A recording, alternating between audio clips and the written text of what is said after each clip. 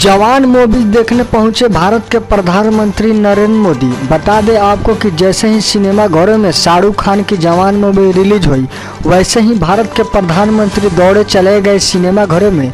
जैसे ही प्रधानमंत्री मोदी जी सिनेमा घरों में गए, तहलका मच गया। बता दें आपको कि शाहरुख खान की फिल्म जवान मूवीज जो आजकल पूरे सिनेमा घरों में तहलका मचा के रख दिया है। बता दें आपको कि वहीं शाहरुख खान की फिल्म पठान के बाद शाहरुख खान के डायरेक्टर ने बोला एक और फिल्म किया जाए, जिससे आज वह करोड़ों रुपया कमा रही है। बता दें आपको कि जैसे ही जवान मूवी रिलीज हुई, वैसे ही विदेशियों और देशियों में काफिला मच गया। सिनेमा घरों में एकदम तहलका मच गया। शाहरुख खान की ऐसी फिल्म बनी जिन्होंने बाहुबली और गद्दर को पीछे छोड़ दिया। अभिनेत्री और फिल्म के डायरेक्टर और प्रोड्यूसर दीवाने हो गए। पब्लिक में हाहाकार मच गया। वहीं मोदी जी ने इस फिल्म के बारे में ऐसी बात करके ट्वीट करके बताया कि पूरा दुनिया चौंक गई। हाँ, मोदी जी भी हो गए शाहरुख खान के इस जवान मूवीज के दीवाने।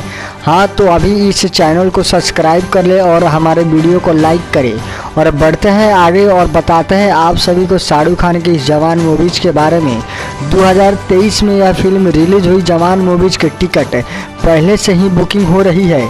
जवान मूवी जैसे ही सिनेमा घरों में रिलीज हुई, बाहुबली और गद्दर 2 सनी देओल फिल्म को पीछे छोड़ दिया।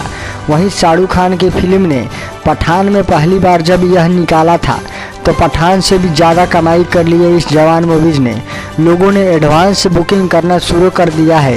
तो उसके डायरेक्टर और प्रोड्यूसर एक से एक डायलॉग इस फिल्म में दिया है। अगर शाहरुख खान की यह फिल्म आप सभी को अच्छी लगी है, तो प्लीज़ हमारे वीडियो को लाइक करें और चैनल को सब्सक्राइब करें।